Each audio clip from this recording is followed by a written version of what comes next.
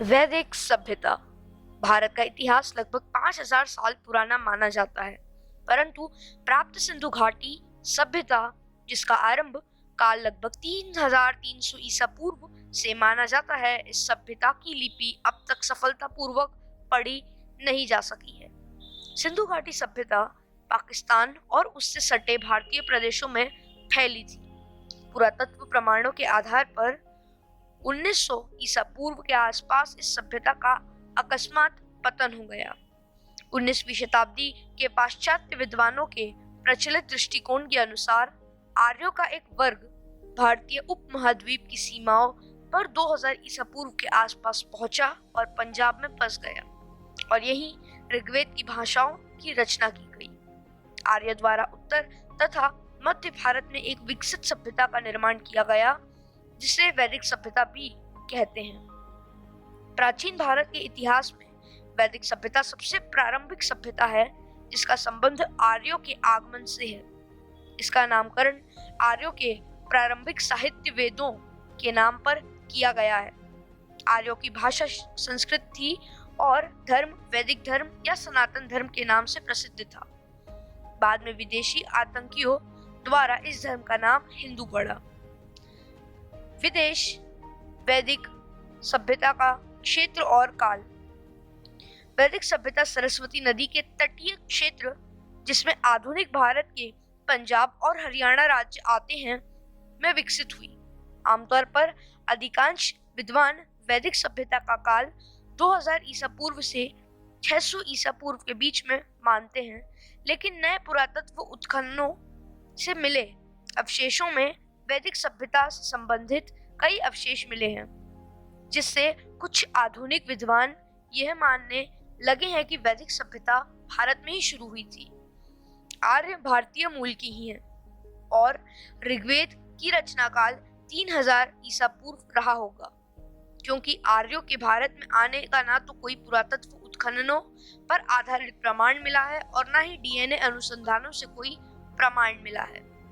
हाल ही में भारतीय पुरातत्व परिषद द्वारा की गई सरस्वती नदी की खोज से वैदिक सभ्यता, हड़प्पा सभ्यता और आर्यों के बारे में एक नया दृष्टिकोण सामने आया है।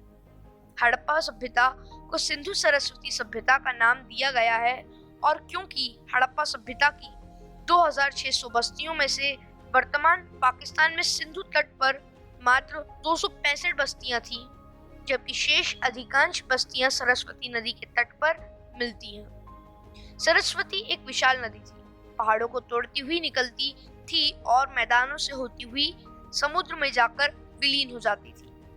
इसका वर्णन ऋग्वेद में बार बार आता है कि यह आज से 4000 साल पूर्व भूगर्भीय बदलाव की वजह से सूख गई थी। जैन और बौद्ध धर्म। जैन तथा बौद्ध धर्म ईसा पूर्व 7वीं और 6वीं शताब्दी में लोकप्रिय हुए। इस काल का महत्वपूर्ण राजा अशोक ईसा पूर्व 265 से 241 था, जिसका साम्राज्य अफगानिस्तान से मणिपुर तक और तक्षशिला से कर्नाटक तक फैला गया था, लेकिन वह संपूर्ण दक्षिण तक नहीं फैला सका था। दक्षिण में चौल सबसे शक्तिशाली निकले थे। संगम साहित्य का आरंभ भी दक्षिण में इसी समय हुआ था। भगवान गौतम बुद्ध के जीवन काल में ईसा पूर्व 7वीं और आरंभिक 6वीं शताब्दी के दौरान 16 बड़ी शक्तियां विद्यमान थी। अति महत्वपूर्ण गणराज्यों में कपिलवस्तु के शाक्य और वैशाली के लिच्छिणी गणराज्य थे। गणराज्यों के अलावा राजतांत्रिक राज्य भी थे, जिसमें से कौशांबी, मगध, कौशल, कुरु, पांचाल, चेदी और अवंती महत्वपूर्ण थे। उन राज्यों का शासक ऐसे शक्तिशाली व्यक्ति के पास था जिन्होंने राज्य विस्तार और पड़ोसी राज्यों को अपने में मिलाने की नीति अपना रखी थी। वैसे राज्यात्मक राज्यों में तब भी स्पष्ट संकेत थे जब राज्यों के अधीन राज्यों का विस्तार हो रहा था।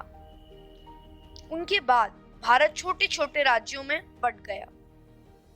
भारतीय विद्वानों के अनुसार वैदिक सभ्यता आज से लगभग 7000 ईसा पूर्व शुरू हुई थी। आमतौर पर ज्यादातर विद्वान वैदिक सभ्यता का काल 2000 ईसा पूर्व से 600 ईसा पूर्व के बीच मानते हैं, लेकिन नए पुरातत्व उत्खननों में मिले अवशेषों में वैदिक सभ्यता के कोई अवशेष नहीं मिले हैं।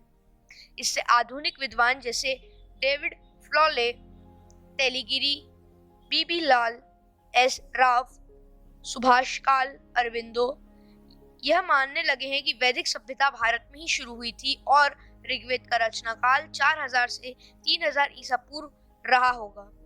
क्योंकि आर्यों के भारत में आने का ना तो कोई पुरातत्व उत्खनन से प्रमाण मिला है और ना ही डीएनए अनुसंधानों से कोई सबूत मिला है। इस काल में वर्तमान हिंदू धर्म के स्वरूप की नींव पड़ी थी, जो आज भी अस्तित्व में है। वेदों के अतिरिक्त संस्कृत के अन्य कई ग्रंथ की रचना भी इसी काल में हुई थी।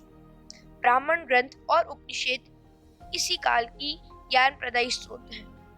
बौद्ध और जैन धर्म का उदय भी इसी काल में हुआ था।